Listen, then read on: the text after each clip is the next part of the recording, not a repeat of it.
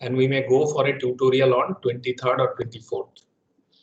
So then it will open up us the opportunity for the quiz on 28th and 29th. And we'll try to restrict quiz 3 up to say the class of say 17th, okay, or the class of 20th, right? So then 28th and 29th we will have the quiz 3 before having the end sem. End sem will be open book take home exam. So I'll give you some problems, some interesting problems, and I like to see how exactly you are going to tackle those problems. So some open-ended problem will be given, and I like to see how you attempt. So more or less we are finishing. I'll be busy, I think, the first week of December. So we will give you some time. So suppose after the quiz 2, quiz 3, we are going to give you some time.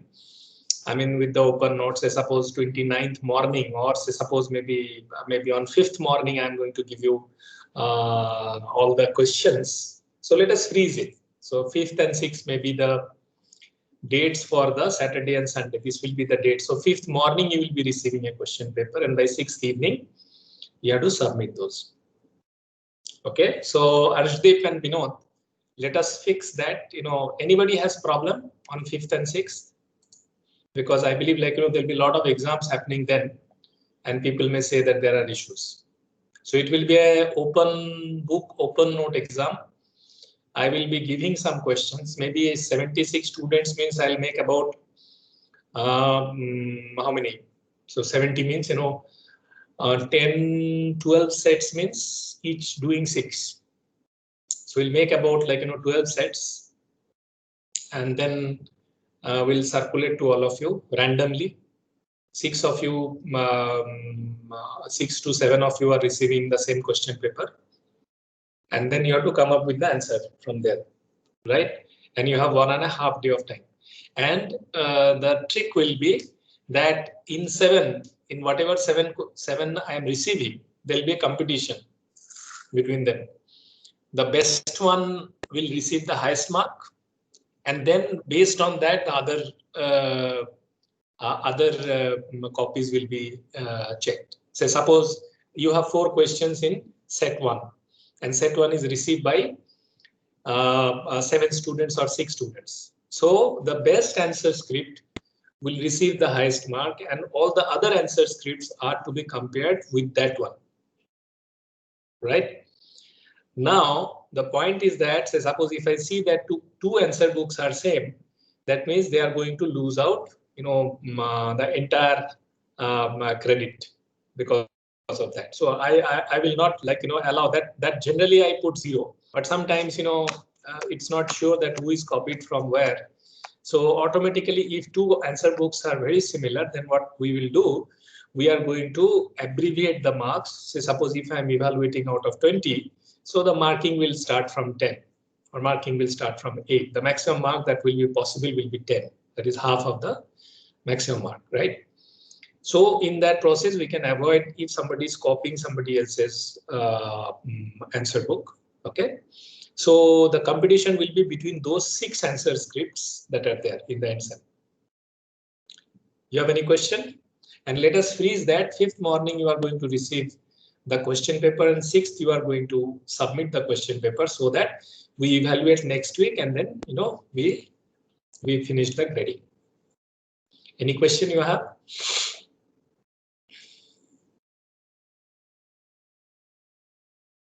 So end sem will be an open book, open notes exam. Okay, you are going to receive the question papers on 5th morning. So 76 students means roughly we will make about 12 to 13 copies of question paper, and those 12 to 13 copies of question paper will be circulated. 6 of you will be having the same question paper, but you may not know who is having the which question paper. Okay, so we are going to mail to you anonymously the question papers, but then even there is a chance that you will come to know after interacting with yourself which set did you get, and from there you will be able to find out. But the point will be to come up with a solution which is very unique. That answer book is going to be rated the highest who has the unique answer. Okay, and that uniqueness to be judged by us. Okay, that you will not be able to judge. I know I'm going to judge it. Who has the unique answer? Say, suppose you in a set 5, you have 6 questions and somebody has answered uniquely those 6 questions. So that person will receive 20 out of 20.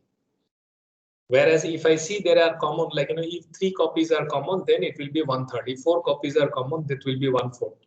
Okay. And if I see 3-4 copies are common, that will be immediately 0. And if I see 2 copies are common, then the marking will start, in a very abbreviated manner, and you will be receiving about 30%. That will be the maximum mark that you can receive. That is 30%. Okay. So you have to find out the problems will be very, very unique that will be given to you, and you have to find out some very unique solutions to those problems. Okay. Great. Since you do not have any questions, so let us progress with the lectures. So today we are going to study a very, very interesting aspect. So as I was telling that, we are through with radiation, black body and gray body, Planck's law, okay, Stefan Boltzmann law, Kirchhoff's law, Q factor and radiation shields are going to happen today. And then we will take up radiation combined with conduction and convection in the Monday's class. Okay. So my slide is visible to all of you right now. Slide number 18. Yeah, thank you. So you may see that the radiation is also responsible for our greenhouse effect. And this we can really make use of this Wien's displacement law. This is what is called the Wien's displacement law. Okay, this comes from, that now that, the maxima of this, if I plot it, it looks like this. And from there, I can really get that, right? Now, this actually helps us in calculating very interestingly that why this global warming happens. Now, what is global warming? That sun is able to emit a radiation, which is incident on Earth. But whatever radiation is coming back from Earth, that is partially able to go back. But most of the things are like, that is remaining in the atmosphere of the Earth. So you can do a very simple calculation that what is the amount of solar light that is coming into your room, and then after it is transmitted into the room, how much it is going out. If I do a kind of thought experiment like that, so we may assume that solar radiation has a spectrum. It's that of a black body, which is about 5,800 Kelvin, right? It is a very high temperature. It is irradiating, say suppose 5,800 Kelvin, right?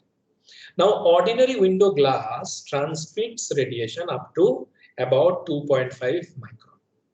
Okay, if it is smaller than 2.5 micron, this radiation will be transmitted. Now, if I put lambda T associated with this, then what will happen? I'll get 14,500.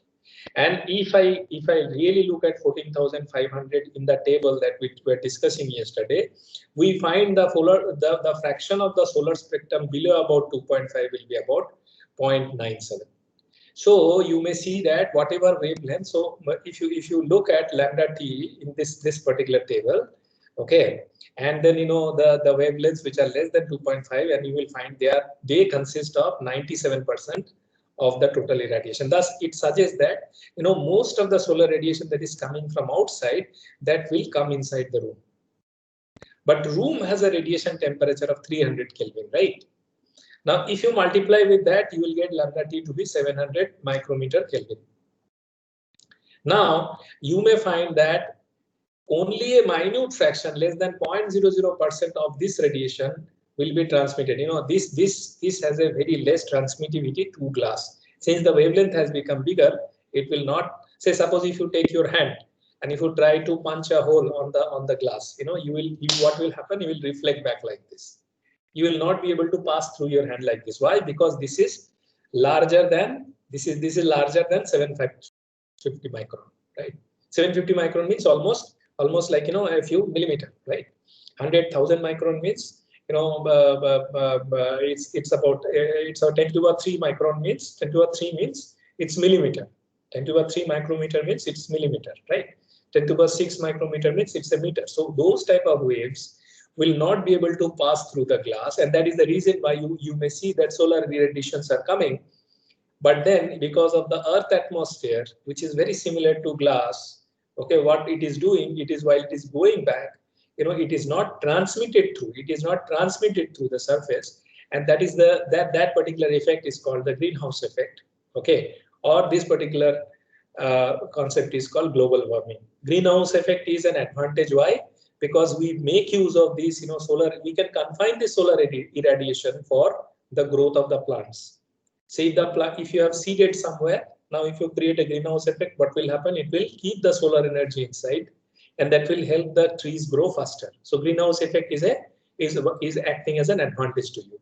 But then if the Earth atmosphere is covered with all the gases which are the fossil fuel gases, and you are not allowing the solar irradiation to go out of the chamber, then what happens? Then the temperature, you may see that there is about 2 to 3 degree rise in last 100 years in the overall temperature of the profile. All the glaciers are melting, and that is one of the effects of the global warming. So these are disadvantageous effect, and this is an advantageous effect. Great.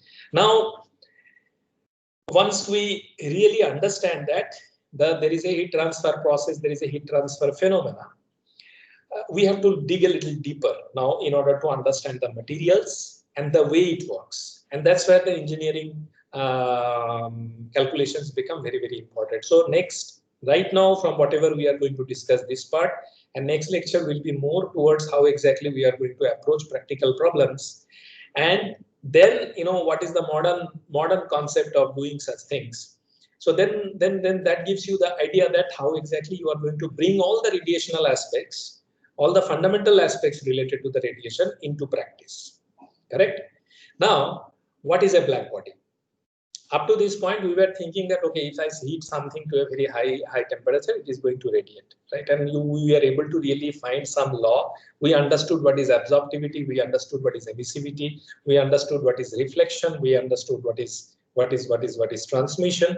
Okay, what part is absorbed, what part is transmitted, what part is reflected, and what part is emitted. Correct. Now, once those things are clear, now we have to, and we also had a very thick demarcation between two different types of bodies. One is a black body and the other one is a gray body, right? But then, within this limit, we did not really differentiate the array of materials, which we are going to do in next, 20-30 slides, where first we define what is a perfect black body. So you can see that, say, suppose I create an enclosure where I allow this incident radiation to come in, but then my enclosure is such that it comes here, a part of it is absorbed, then it goes here, a part of it goes here, a part of it is absorbed, it goes here, part of it is absorbed, it goes here, and then I just keep it absorbing across the surface until this entire incident radiation is not absorbed by this. Okay, but then you may understand that this black body is not only absorbing, it's not only alpha that is equal to 1, but also epsilon equal to 1. So this particular architecture, what it does, it not only absorbs everything, but also, say, suppose when it is absorbing here, it is emitting something, right? Now this emission is also restricted into in this particular domain. So absorption is 1, it is fully absorbed and then emitted, absorbed and emitted, absorbed and emitted, but it doesn't go out of the system. It doesn't pass through here to come out. So this is what is the definition of a perfect black body. This is a very simple conceptualization of a very complicated concept, but this is the simplest thing that is possible in a radiation. So of course, if I put so many restrictions, a perfect black body doesn't exist. It's an idealization. Okay, the surfaces reflect radiation to some extent always. Okay, and that is the reason, since they reflect. So if you really want to approximate a black body, this is perhaps the closest. Like when you write this, ray going like that, a part of it is reflected, a part of it is emitted. But then again, you take the entire thing back like that, and you keep doing like this. Okay, the incident ray of energy reflected many times inside, finally escaping, not only reflected, but it is also emitted. So this ray, you can think about, it is not only a black body is not only absorptivity should be 1. Okay, it should have emissivity to be 1 also, right? So one can really see that if you really cover these parts, okay, this cavity, behaves like a more like a black body. Okay. Now the other very important factor when you look at this type of situation, which becomes very important, that say suppose when the electromagnetic radiation is traveling from one surface to the other surface, or say one object to the other object. Okay. Now it is going to travel in a particular direction. Most probably it will be moving towards the straight line from a point to the other point, right? But most of the surfaces, they are not parallel to each other. They may have certain angles associated with that. So suppose if I think about, say, this is a high temperature surface, this is a very low temperature surface. So the radiation may take place from here to here. So suppose if you see the car, the car windscreen is having a slant. Now say suppose the car seats are like this. Now say suppose if you have a solar irradiation coming, how exactly it is coming like a straight line. Now how exactly heating the different surfaces, different parts of the surface. Okay, so it is the arrangement, it is the geometry that also plays a very critical role in terms of the estimation of the radiation. Okay, and this estimation is done using a very important concept called view factor. It is also called shape factor, it is called view factor, it is called the angle factor, it's called the configuration factor. Different books uses different names, but the most popular name is called the view factor. What is that? The concept is that how this surface is looking this one. So suppose if I say F12, that means this surface which has an area of A1, fraction of energy, a part of the fraction of energy, okay, leaving the surface 1 and reaching the surface 2. Okay, so suppose if I put a radiation shield here, what will happen? This energy will get reflected from the shield and it will not arrive here, right? So your view factor will become 0. Okay, suppose if I try to look at you, if somebody puts a blind in front of me, what happens? I will not be able to look at you. So that is what is called, then your view factor becomes fraction of energy. So if you have a shield, fraction of energy leaving the surface and reaching, not only leaving the surface, but reaching the surface too. Okay, so this particular F12 is this, and then what is F21? The way it is defined like now, fraction of, say suppose this energy arrives here. Now a part of the energy will go from here to here back. So 21 tells us fraction of energy leaving the surface 2 and reaches the surface 1.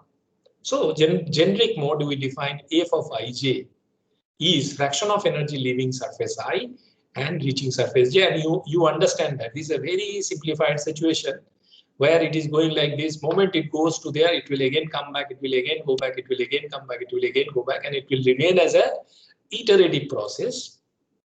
Okay, so in order to take care of that iterative process, what we say, the energy leaving the surface 1 and arriving the surface 2 is energy per unit area for a black body into A1 into F12. Okay, F12 is the amount of vision that you have in terms of this.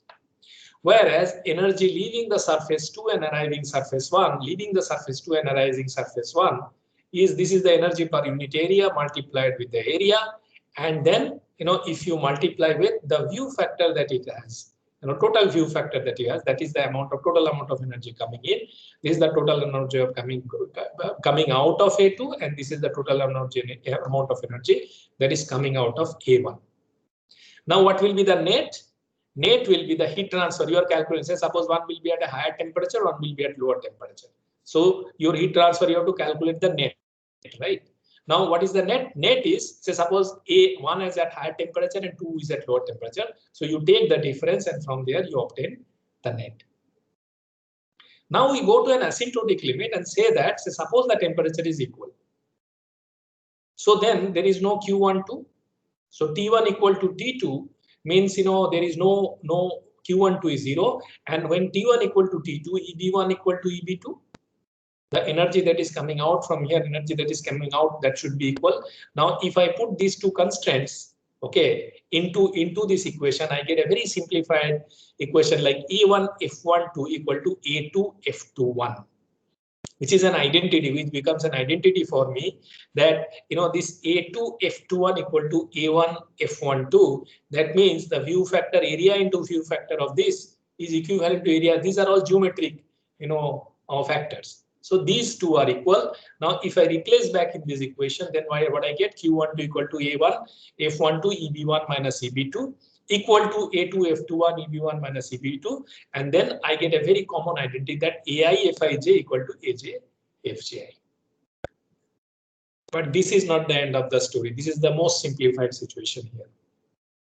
Okay, and you understand, like, you know, if you have a sphere, if you have a cylinder, if you have a spheres surrounded by a cylinder, if you have a plate surrounded by a cylinder, now complicated things are to be appeared. This is to just to tell you that, you know, there's nothing to be scared here, because, you know, today everything is done using computers in an iterative method, taking geometric factors.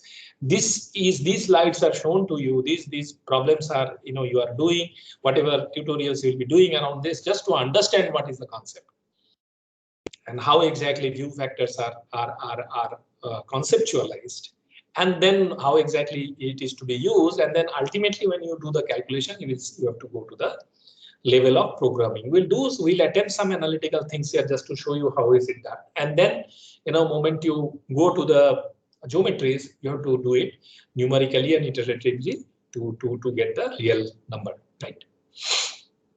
Great. Now, once we do that, then the question is that this is for two parallel plates of this type, or maybe 2 points. You know, this is what we have discussed. This is about 2 points.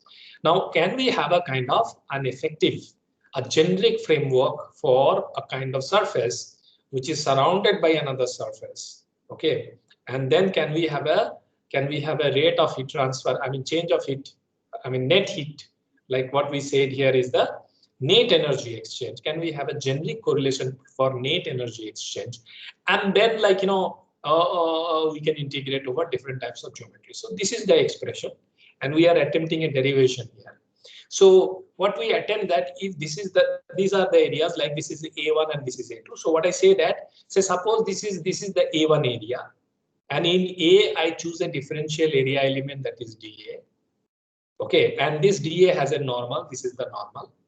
And the radiation going out of this dA is making an angle phi with respect to the normal. This is exactly what it was happening here. So this is your A, this is your, you have chosen a differential area dA. There is a normal here. And then when you connect the 2 points of radiation, dA2 and dA1, this is the center of gravity you are joining between these two. Now this line makes an angle phi 1. Okay, so this angle makes an angle phi 1 with that. Now, if that is the case, then I can draw a very simple triangle around this area. Like, say, suppose I join this line to this normal, and I join this line to intersecting this line, which is joining the normal. So I draw a normal like that, and I draw a normal like that. So in this situation, say, suppose if this is phi 1, okay, if this angle is phi 1, right? So this angle will be 90 minus phi 1. Now, if this angle is 90 minus phi 1, right? So that means this angle is 90 minus phi 1. Now, if this angle is 90, okay, then this angle will be phi 1, right?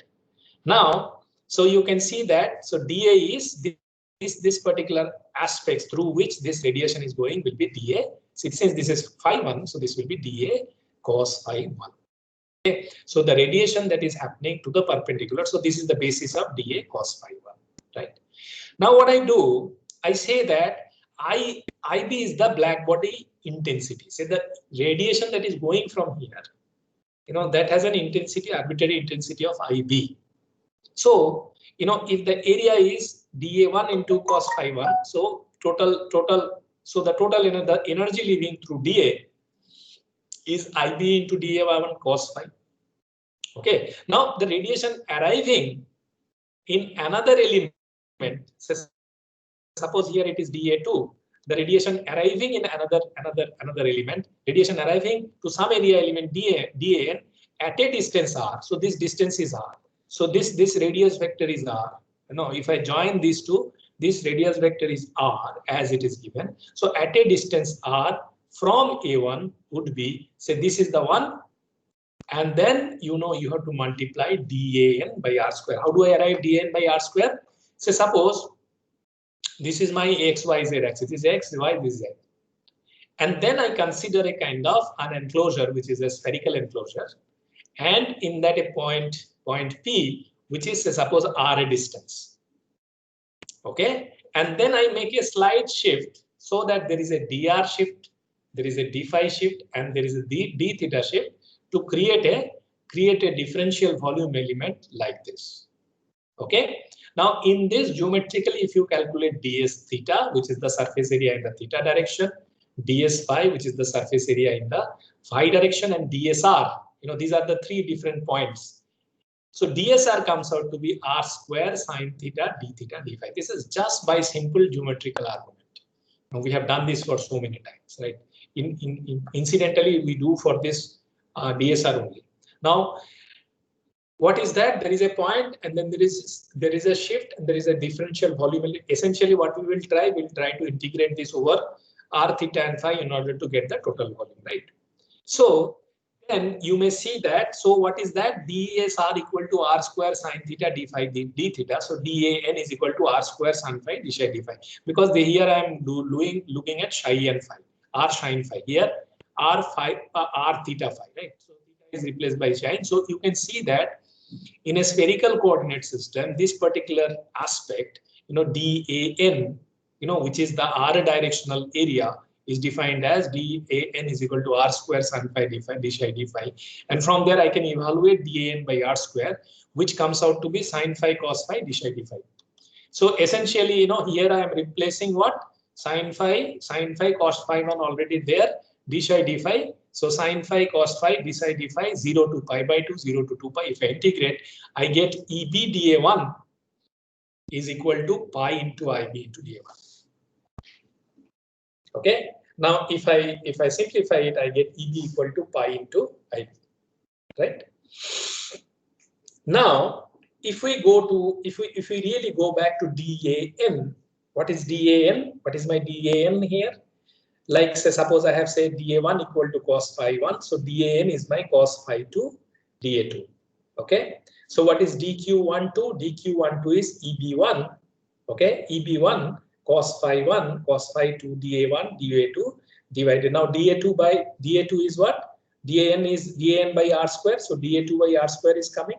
Okay. So now if I simplify this part, okay, and then if I get the net, what is my net? Net is my like this, when I'm trying to see what is my net is like my this. What is leaving this and what is coming back from here? If I do the net, I end up getting something like EB1 cos phi 1 cos phi 2 into dA1 into dA2 by pi r square. Just replacement here.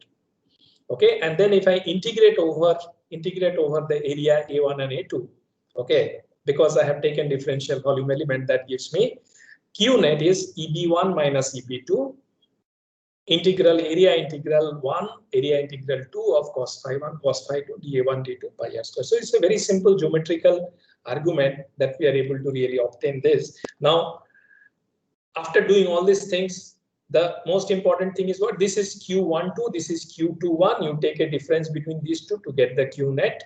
Okay, so this Q12 means how much energy is going from dA1 to dA2, and Q21 is how much energy is coming back from A2 to A1, and you take a difference between these two to assemble this equation, which is the net exchange. Moment it is done, you are through with an array of, now you can really think about an array of geometries where you can really calculate the view factors. How is that? So first example, I take that there is a very small disk, and it is looking into a very large disk, and they are parallelly placed to each other. Okay. Now I want to evaluate like how the view factor comes out to be here, right? So first thing what I notice, first thing what I do in this large plate, I can do in the small plate also.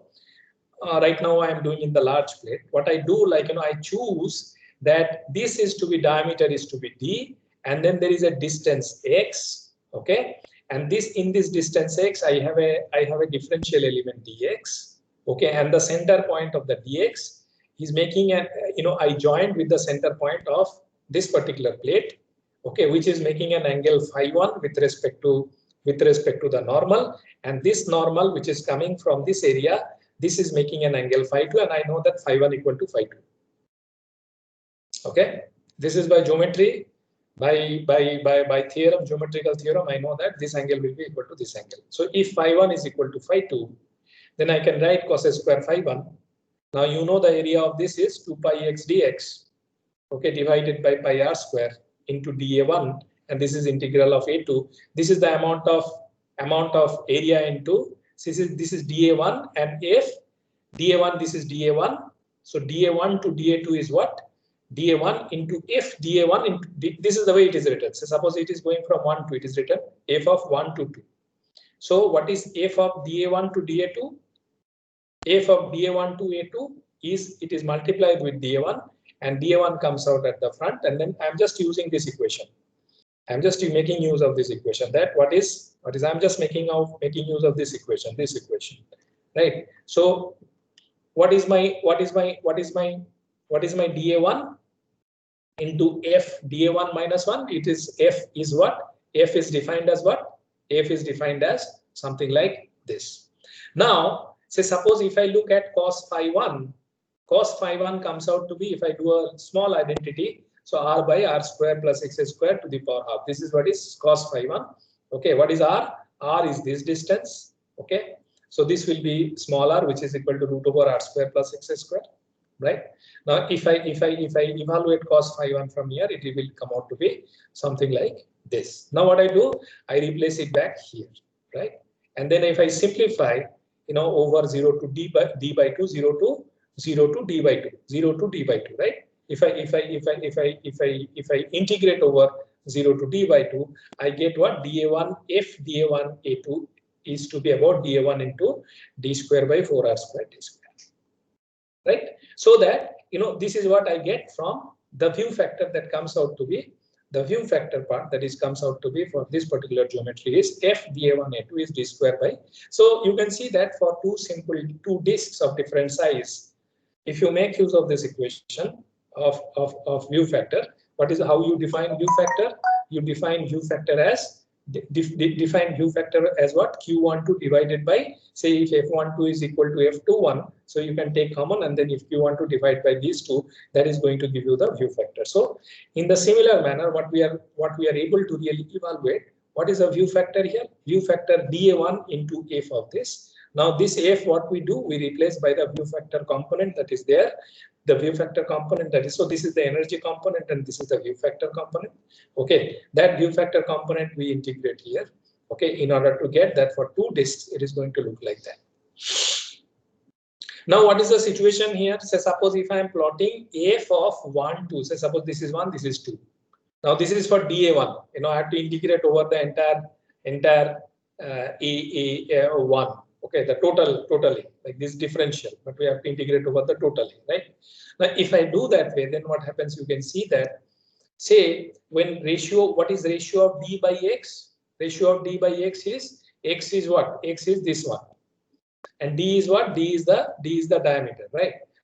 Now, say suppose if I look at the ratio of d by x and 1, so I see that if diameter increases, if the diameter to the distance it increases, say suppose this d, which is associated with this, these are the two equal parallel coaxial radiation shape factor for between parallel equal coaxial discs. So coaxial discs, so you have a same axis, okay, and equal coaxial discs, so their size is the same. Okay, now x is the distance away from the axis. Okay, x is the distance away from the axis, and d is the diameter of the thing. So now you see that as diameter increases, that means as these plates become semi-infinite. So if the diameter is small, so you may see that the view factor is small. Now, as you increase the diameter of both, what will happen? Like as they increase, what will happen? They will have full view of this to that, right? So if this is very big and if this is very small, so This is perhaps unable to see this, but this will always be able to see this. But if both of them are very big, this will see this one fully and this will see this one fully. View factor essentially is telling you that as the diameter is increasing, they are more becoming parallel plate. This part is here. This is a part of this plot. So this is the initial plot. You may see that view factor will be very small. If diameter of this is very small, so initially the factor, it will not be able to see it. However, if you increase the diameter of this to very large, right? So what will happen slowly, it will be able to see the entire thing. So that is what is meant by these two plots. Similarly, you can see this is for two simple systems you have done. Similarly, you can see the parallel equal rectangles, parallel equal coaxial discs, okay, perpendicular rectangles with a common edge like this, okay, finite coaxial cylinder. So these figures are given in Hallman. You see that you can really obtain different types of analytical expressions for binary. These view factors are called the binary view factors. So this is only the step one. These view factors are called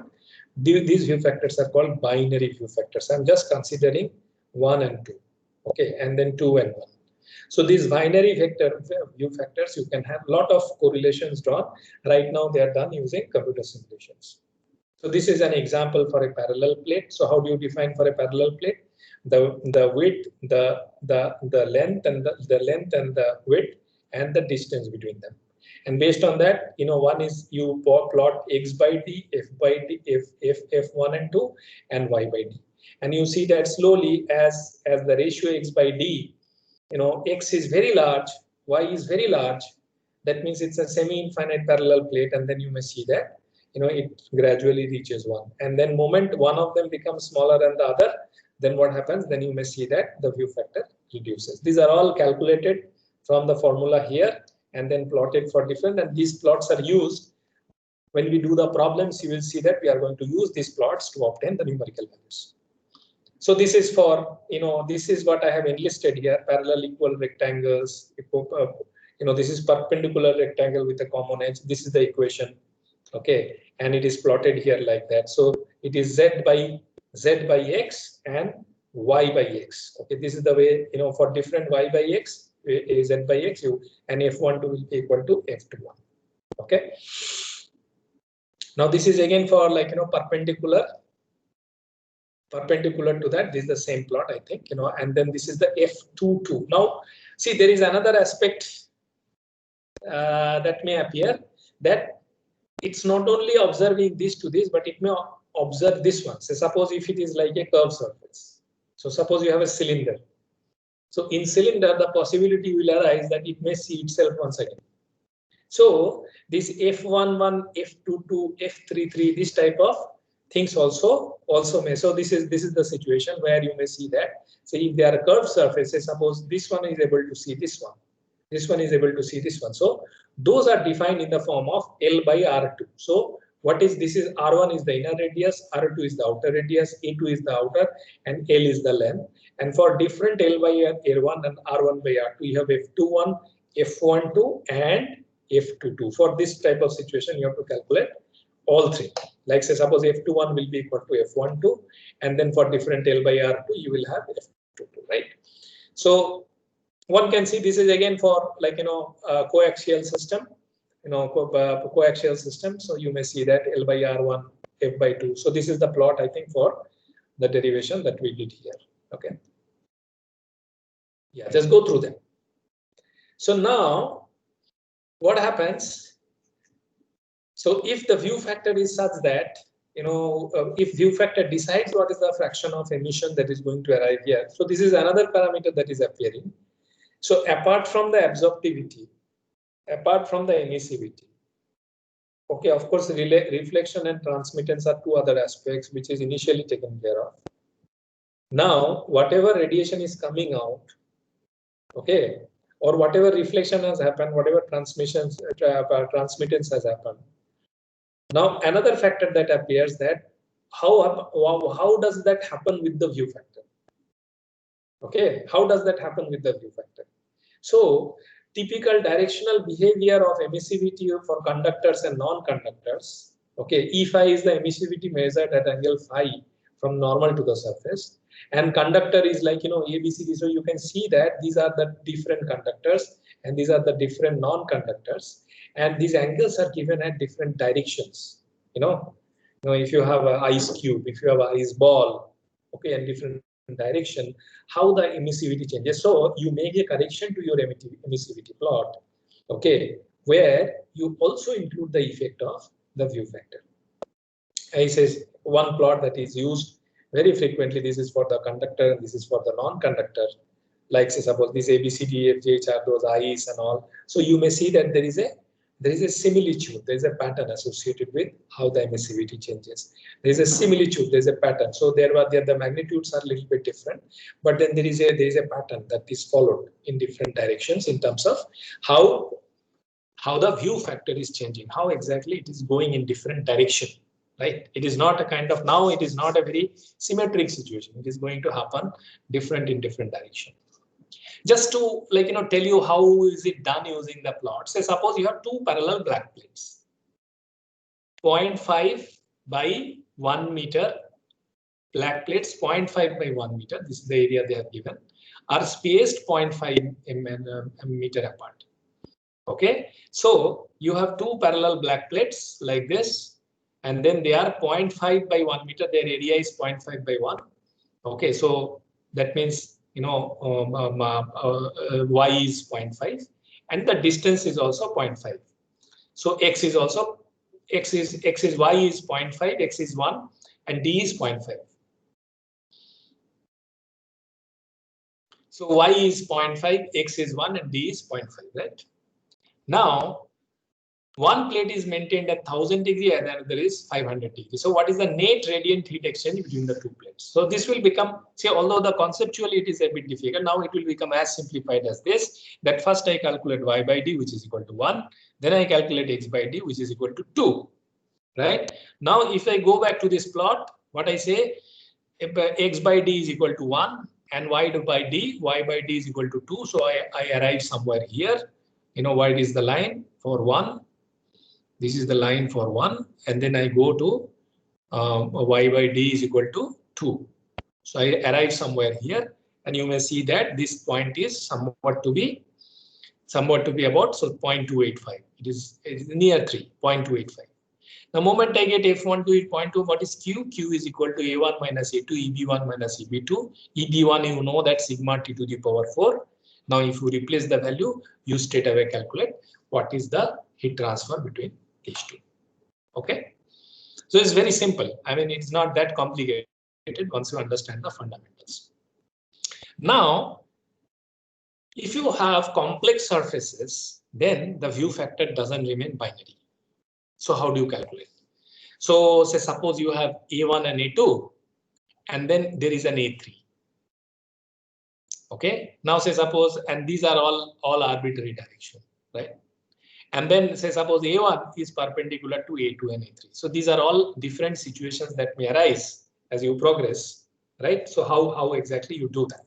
So it is done in a very, very simplified manner. So how do we start? We start f of 3. See this view factor of 3 to 1 and 2. It's all elementary. The way we are going to do, you will see that it's a very simple logic. Although finally it look like, say suppose if I do go for a complex surface, it will look like this. The equation becomes complicated. That's why we handle them using computers. But at the end of the day, if I look at the fundamental, it is as simple as that. So, when we started with 1, 2, and 2, 1, we were here only. Like how exactly 1 is looking at 2, and 2, 1 is looking at 1. Now, whenever I get a more complicated surface, I go bit by bit. How is that? So suppose 3, 2, 1, and 2. So what I say that 3 to 1 and 3 to 2. It's an addition of two binary. So AF3 and 1 plus AF3 and 2.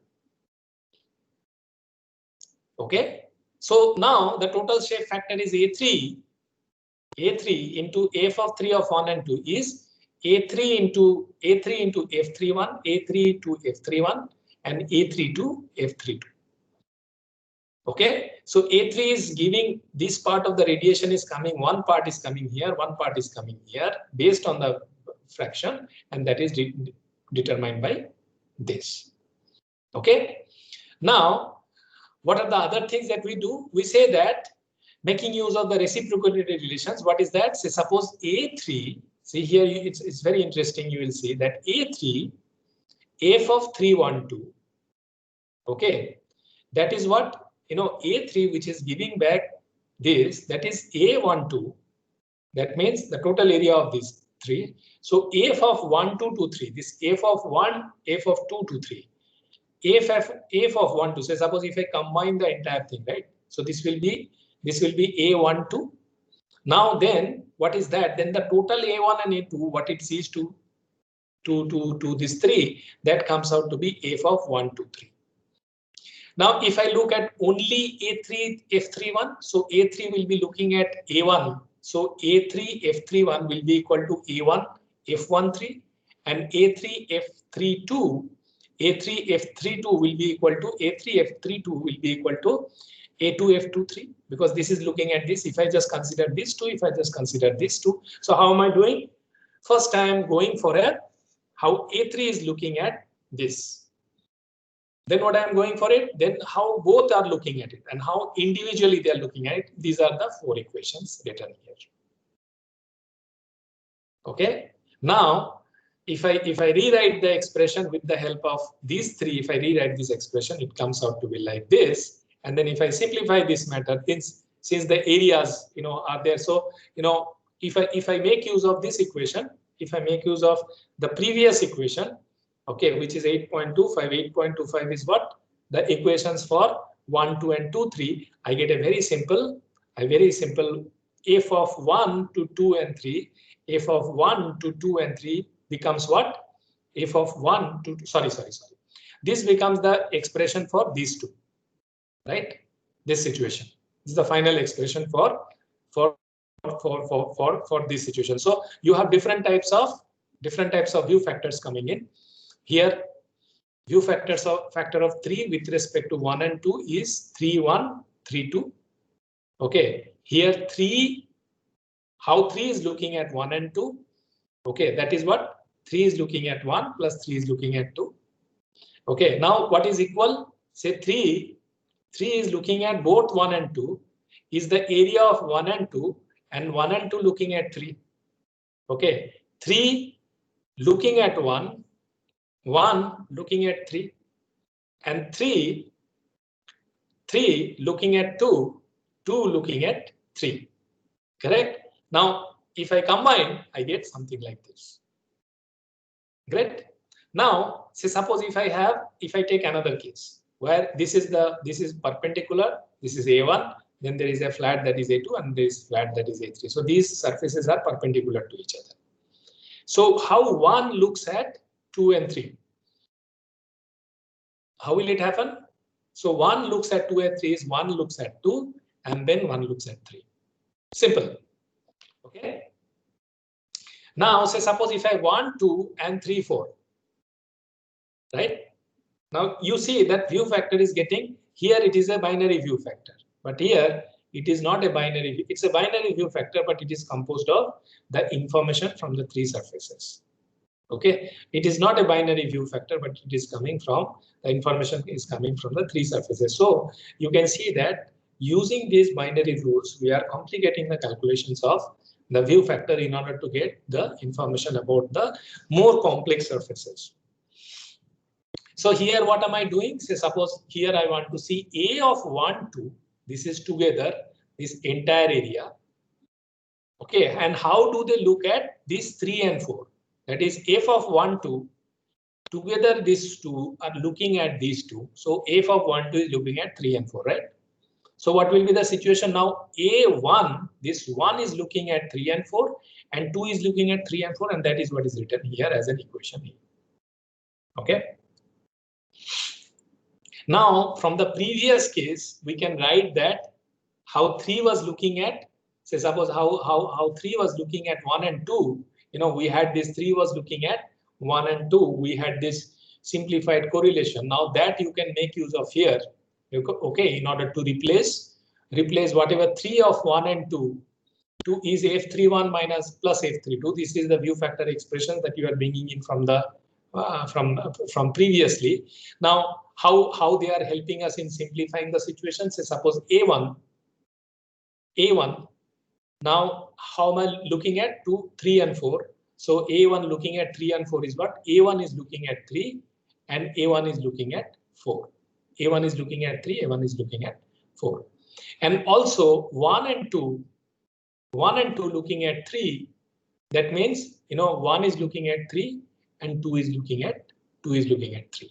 So in that process, we can really so what is the process that we are using here? Shape factor of F14 in desired terms, known shape factors perpendicularly with common edge. So we write this equation. So in accordance with equation 8.25, which is this, both these can be obtained in figure 8.14 and this can be expressed like this, right? Now solving for A1 F13 from C and inserting this in B and then inserting the resultant expression in A gives us this particular equation. Okay, and if we evaluate F14 from here, I get an expression like this. In this discussion, what I assume that this self views are all 0. That means they are very large infinite sheets. Now, if I go like that, to be perfectly general, we must include the concave surfaces, which is like summation of j to 1. So if I evaluate all the view factors together and if I just sum them up together, then what happens? I am going to get the view factor to be 1. Why? Because this is where the energy conservation is followed, that whatever is coming out of the surface, that is going to get to some of the places, it just cannot get somewhere else. Okay, it has to hit somewhere and it has to rebound back from that. So that totality is coming out from the conservation here. So you can see there are complicated surfaces where equation even become complicated. These are all, you are making a number of equations and number of unknowns, and from there you are evaluating the solutions. So the final thing today is that up to this point, we were very much restricting our discussion to the concepts of black body. Now, real body is not a black body. Okay. Now, what is a real body? Real body is something like this, where there is an incident radiation and then there is a kind of emitted radiation or reflected radiation. So a part also is transmitted. So for a generic discussion, what we say that whatever is coming, see, there is a difference between irradiation and radiation. Okay, radiation is a phenomena. Irradiation is the amount of electromagnetic wave that is coming to a real surface.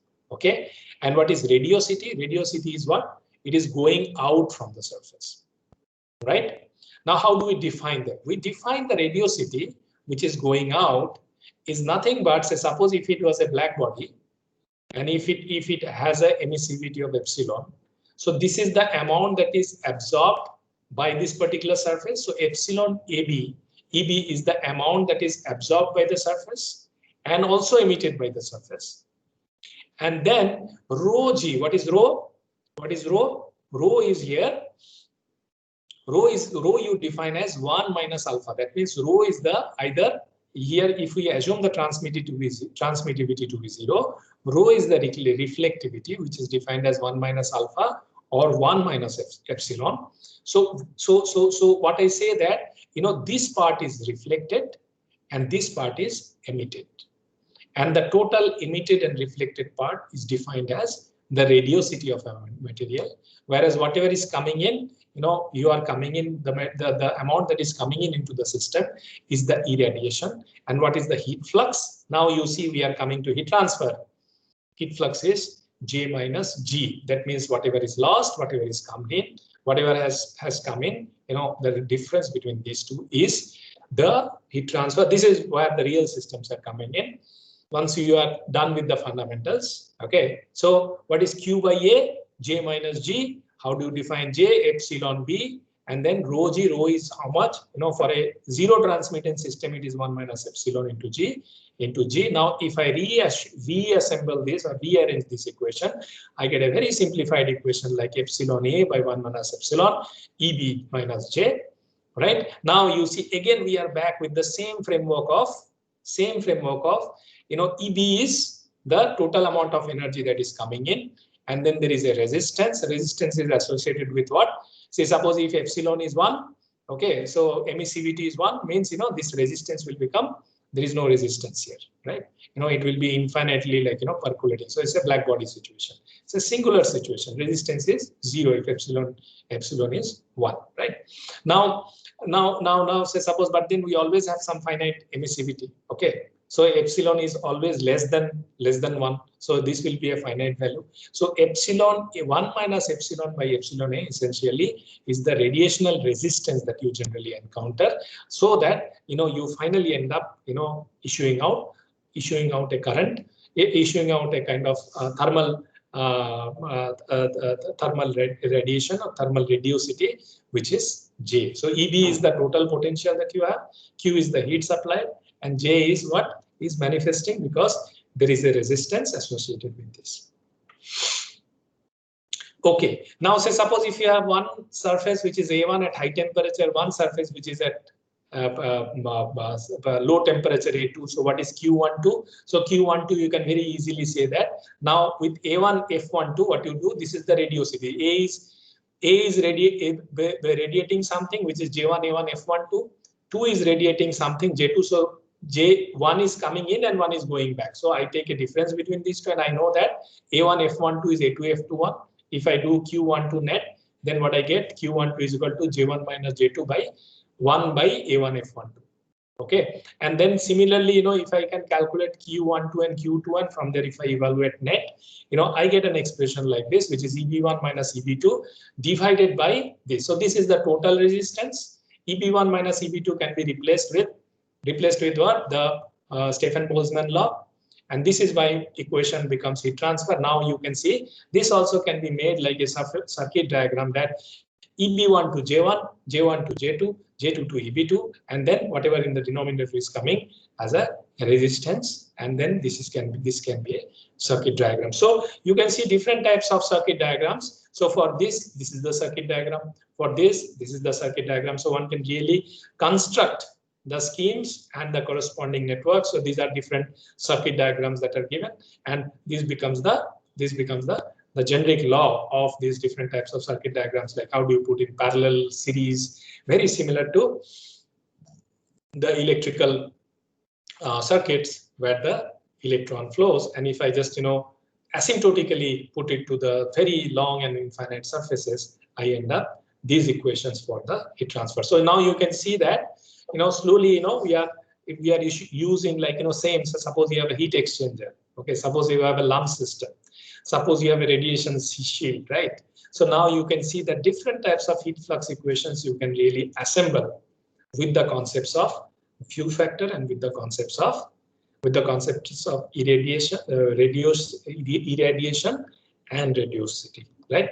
So we are going to come back, say more or less, we are through with 75% of the radiation, just to connect these concepts with a few practical concepts like radiation shields, okay, like say suppose solar irradiation, okay, like say suppose like say suppose how exactly you combine with conduction and convection, that will be the focus in the next class. Okay, yeah, you have any question?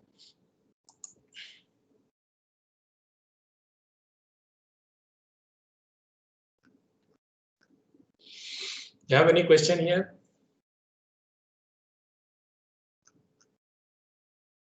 If not, so very happy Deepavali to all of you. Okay, celebrate. You have struggled a lot throughout the year. So from my side, be very safe. Okay, don't mix with many people and attract COVID, but then enjoy in your home. There will be very few chances as you progress in professional life to celebrate Deepavali. So it's the festival of light. So all of you should celebrate Deepavali back in your home with your family members, okay? But then in a very safe and maintaining all the social distancing protocols. So with this, I conclude today's topic, and then we meet on next Monday at 12. Thank you so much.